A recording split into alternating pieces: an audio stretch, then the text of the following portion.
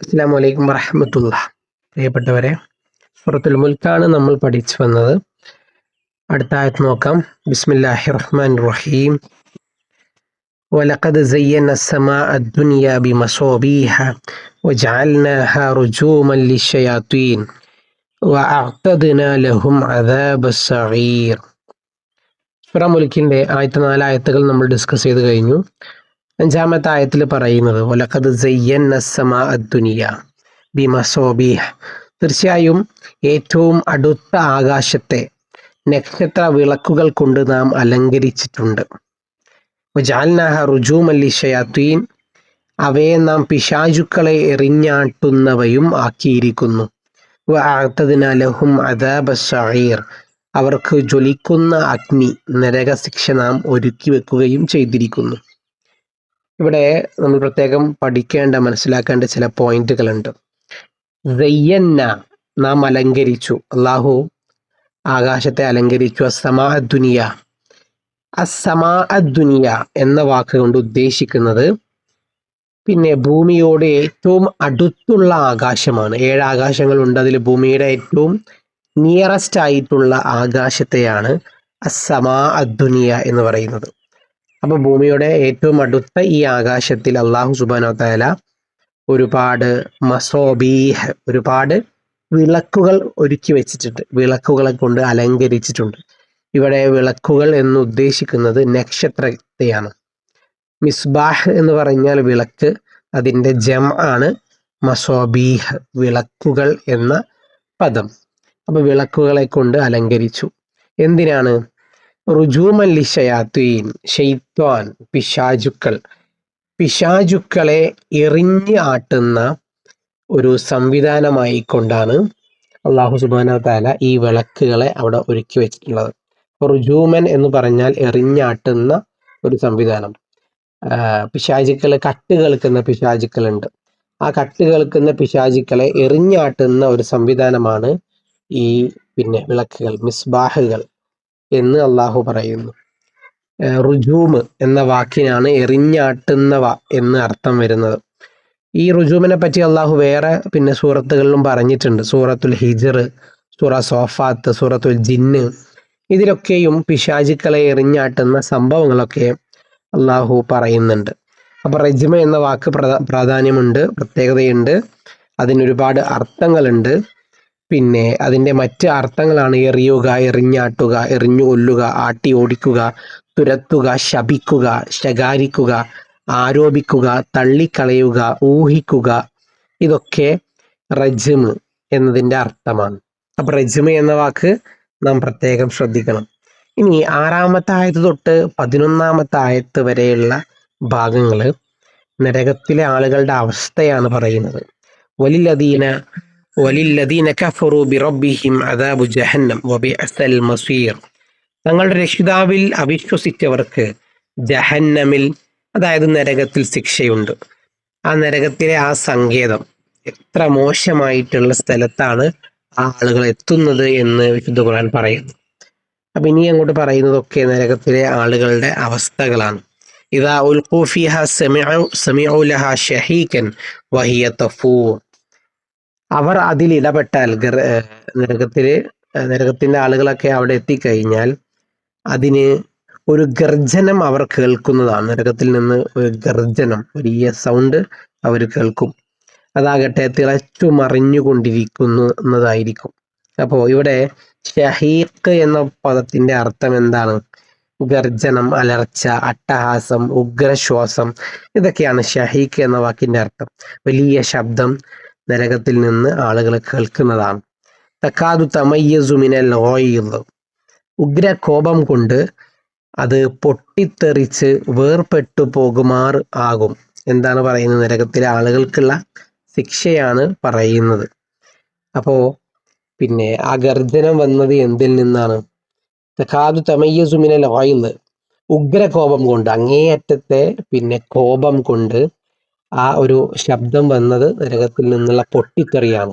ആ പൊട്ടിത്തെറി വന്നത് ഉഗ്ര കോപം കൊണ്ടാണ്, അങ്ങേയറ്റത്തെ ദേഷ്യം കൊണ്ടാണ് എന്ന് വിശുദ്ധ ഖുർആൻ പറയുന്നു. എന്നിട്ടോ കുല്ലമാ ഉൽഖിയ ഫീഹാ ഫൗജുൻ സഅലഹും ഖസനതുഹാ അലം യഅതികും നദീർ. ഓരോ കൂട്ടം ആളുകൾ അതിൽ ഇടപെടുമ്പോഴും, ഓരോ കൂട്ടം ആളുകൾ ആ ഒരു നരകത്തിലേക്ക് എത്തപ്പെടുന്ന സമയത്ത് ഇടപെടുമ്പോൾ അതിലെ പാറാവുകാർ അവരോട് ചോദിക്കും. ആ നരകത്തിന്റെ കാവൽക്കാരായിട്ട് അവിടെ നിൽക്കുന്ന ആളുകൾ ഈ കരയുന്ന ഈ മനുഷ്യന്മാരോട് ചോദിക്കും, അലം യഅതികും നദീർ, നിങ്ങളിലേക്ക് മുന്നറിയിപ്പുകാർ വന്നിട്ടില്ലായിരുന്നോ? നിങ്ങളിലേക്ക് പ്രവാചകന്മാരും അള്ളാഹിനെ കുറിച്ച് പറഞ്ഞു തരാൻ ആളുകളൊക്കെ വന്നിട്ടില്ലായിരുന്നോ എന്ന് നരകത്തിലെ ആളുകൾ ഇവരോട് ചോദിക്കും. വഖാലു, അപ്പോ നരകത്തിലേക്ക് വന്ന ഈ ആളുകൾ അവിടുത്തെ കാവൽക്കാരോട് തിരിച്ചു പറയും, ബലാ ഖദ് ജാഅനാ നദീറുൻ, അതെ ഇല്ലായിരുന്നു, മീൻസ് ബല എന്ന് പറഞ്ഞാൽ അതെ, ഇല്ലാതെ പിന്നെ എന്നൊക്കെ അർത്ഥം വരും. ഓ ഞങ്ങളിലേക്ക് വന്നിരുന്നു, തീർച്ചയായും ഞങ്ങൾക്ക് താക്കീത് നൽകുന്ന ആൾ വന്നിരുന്നു. ഫകദ്ദബ്ന, പക്ഷേ അങ്ങനെ താക്കീതുകാരൻ വന്നപ്പോൾ ഫകദ്ദബ്ന, അവരെയൊക്കെ ഞങ്ങൾ നിഷേധിച്ചു. വഖുൽന, എന്നിട്ട് ഞങ്ങൾ പറഞ്ഞു, മാ നസൽ അല്ലാഹു മിൻ ഷൈഇൻ ഇൻ അൻതും ഇല്ലാ ഫി ളലാലിൻ കബീർ. എന്താ ഞങ്ങൾ പറഞ്ഞത്? ഞങ്ങൾ വ്യാജമാക്കുകയാണ് ചെയ്തത്. ഞങ്ങൾ അവരോട് പറയുകയും ചെയ്തു, അള്ളാഹു യാതൊന്നും തന്നെ അവതരിപ്പിച്ചിട്ടില്ല. കേട്ടോ നിങ്ങൾ, മാ നസൽ അല്ലാഹു മിൻ ഷൈഇൻ, പടച്ചവൻ ഒന്നും അവതരിപ്പിച്ചിട്ടില്ല. ഖുർആനെ ഞങ്ങൾ നിഷേധിച്ചു, നബിമാരെ നിഷേധിച്ചു, എല്ലാത്തിനെയും നിഷേധിച്ചു. ഇൻ അൻതും ഇല്ലാ ഫി ളലാലിൻ മുബീൻ, നിങ്ങൾ വലുതായ വഴി പിഴച്ച ആളുകളാണ്. നിങ്ങൾ ഈ പ്രവാചകന്മാര് ഞങ്ങളിലേക്ക് വന്നപ്പോൾ ഞങ്ങൾ അവരെ നിഷേധിച്ചു. ഈ വരുന്ന പ്രവാചകന്മാരൊക്കെ വഴി പിഴച്ച ആളുകളാണെന്ന് ഞങ്ങൾ പറയുകയും ചെയ്തു. വഖാലു ലൗ കുന്നാ നസ്മഉ ഔ നഅഖിലു മാ കുന്നാ ഫി അസ്ഹാബിസ് സഗീർ. എന്നിട്ട് അവർ സങ്കടത്തോടെ പറയുകയാണ്, ഞങ്ങൾ അവരെയൊക്കെ അനുസരിച്ചിരുന്നുവെങ്കിൽ, ഞങ്ങൾ ചിന്തിച്ചു മനസ്സിലാക്കിയിട്ടുണ്ടായിരുന്നെങ്കിൽ എത്രയോ നന്നായിരുന്നേനെ.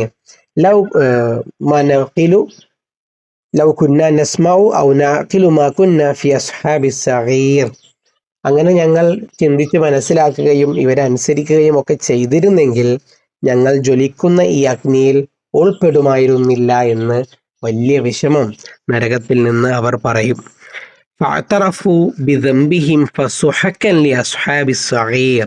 ഫഅതറഫു ബിദംബിഹിം, അങ്ങനെ അവർ നരകത്തിലെ ആളുകൾ തങ്ങൾ ചെയ്ത കുറ്റം കാരണം ആ കുറ്റം ഇങ്ങനെ അവിടുന്ന് ഏറ്റുപറയും, സമ്മതിക്കും. അപ്പൊ 11-ാമത്തെ ആയത്തിൽ പറയുന്നത് ഫഅതറഫു ബിദംബിഹിം ഫസുഹക്കൻ ലിഅസ്ഹാബിസ് സഗീർ. ആ ആളുകൾ അവരുടെ കുറ്റങ്ങളൊക്കെ ഇങ്ങനെ ഏറ്റുപറയും. അപ്പോൾ ജ്വലിക്കുന്ന അഗ്നിയുടെ ആൾക്കാർക്ക് അത് ഒരുപാട് ശാപം എന്ന് അള്ളാഹു പറയുകയാണ്. ഫസുഹക്കൻ ലിഅസ്ഹാബിസ് സഗീർ, അഗ്നിയുടെ ആളുകൾ, നരകത്തിലെ ആളുകൾക്ക് ശാപം എന്ന് 11-ാമത്തെ ആയത്തിൽ പറയുകയാണ്. 6 മുതൽ 11 വരെയുള്ള ആയത്തുകൾ നമ്മൾ അർത്ഥവും വിശദീകരണവും ജസ്റ്റ് പഠിച്ചാൽ മതി. ഈ ഭാഗത്ത് ഒരുപാട് വലിയ വിശദീകരണങ്ങൾ നമുക്ക് കാണാൻ സാധിക്കുകയില്ല. ഇനി അങ്ങോട്ടുള്ള ഭാഗങ്ങളൊക്കെ എല്ലാവരും നന്നായിട്ട് പഠിക്കുക.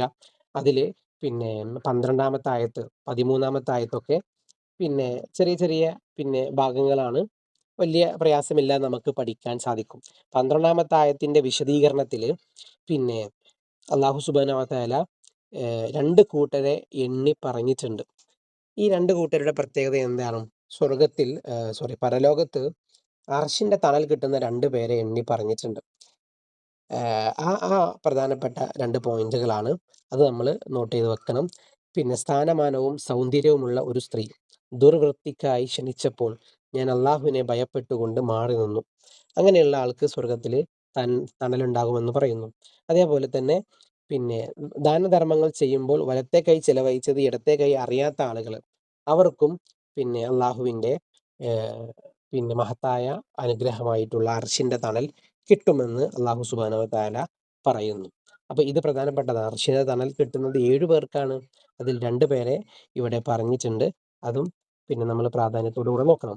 ഇനി കുറച്ച് ഇമ്പോർട്ടൻ്റ് ആയ പോയിന്റുകൾ മാത്രം പറഞ്ഞുകൊണ്ട് നിർത്തുകയാണ്. 15-ാമത്തെ ആയത്തിലേക്ക് വരുന്ന സമയത്ത് ഹുവല്ലദീ ജഅല ലക്കുമുൽ അർള ദലൂലൻ ഫംശൂ ഫീ മനാകിബിഹാ. മനാക്കിബ് എന്ന വാക്ക് അത് പ്രത്യേകം നമ്മൾ ശ്രദ്ധിക്കേണ്ട ഒരു വാക്കാണ്. മനാക്കിബിഹ, എന്താ മനാക്കിബ് എന്ന് പറഞ്ഞു കഴിഞ്ഞാൽ? ആ മനാക്കിബ് എന്ന് പറഞ്ഞാൽ ഭൂമിയുടെ തോളിലൂടെ നടക്കാൻ വേണ്ടിയിട്ടാണ്. ഭൂമിയുടെ തോളിലൂടെ നിങ്ങൾ നടന്നുകൊള്ളുവിൻ എന്ന് അള്ളാഹു പറയുന്നു. എന്താണ് ഇവിടെ ഉദ്ദേശിക്കുന്നത്? ഭൂമിയുടെ ഉപരിതലത്തിലൂടെ നടന്നുകൊള്ളുവിൻ എന്നാണ് ഉദ്ദേശിക്കുന്നത്. ഭൂമിയുടെ വഴികളിലൂടെ, ഭൂമിയുടെ മുകളിലൂടെ മീൻസ് പിന്നെ ഭൂമിയുടെ ഉപരിതലത്തിലൂടെ നിങ്ങൾ നടന്നുകൊള്ളുവിൻ എന്നതാണ് ഇവിടെ അല്ലാഹു സുബ്ഹാനഹു വ തആല ഉദ്ദേശിക്കുന്നത്. അപ്പം ഇങ്ങനെയുള്ള ആയത്തുകളൊക്കെ നന്നായിട്ട് പഠിച്ചിട്ട് വേണം നമ്മൾ പരീക്ഷയ്ക്ക് ഇരിക്കാൻ വേണ്ടിയിട്ട്. തൽക്കാലം ഈ എപ്പിസോഡുകൾ നമ്മളിവിടെ നിർത്തുകയാണ്. സൂറ മുൽക്കിൽ ഇനിയും കുറച്ച് കാര്യങ്ങളുണ്ട്. അതെല്ലാം തഫ്സീർ വായിച്ചുകൊണ്ട് നമ്മൾ പഠിക്കണം. സൂറത്തുൽ മുൽക്ക് മൊത്തത്തിൽ വായിച്ചുകൊണ്ട്, ടോട്ടലായിക്കൊണ്ട് വായിച്ചുകൊണ്ട് വേണം നമ്മൾ പരീക്ഷയ്ക്ക് ഒരുങ്ങാൻ വേണ്ടിയിട്ട്. ഇൻഷാ അല്ലാഹ് അള്ളാഹു നമ്മെ അനുഗ്രഹിക്കട്ടെ. നമ്മൾ വിശുദ്ധ ഖുർആൻ പഠിക്കുന്നതൊക്കെ അള്ളാഹു വലിയ പ്രതിഫലം കിട്ടുന്ന അമലായിക്കൊണ്ട് നമ്മളിൽ നിന്ന് സ്വീകരിക്കട്ടെ എന്ന് പ്രാർത്ഥിച്ചുകൊണ്ട് നിർത്തുന്നു. അസ്സലാമു അലൈക്കും വറഹ്മത്തുള്ളാഹി.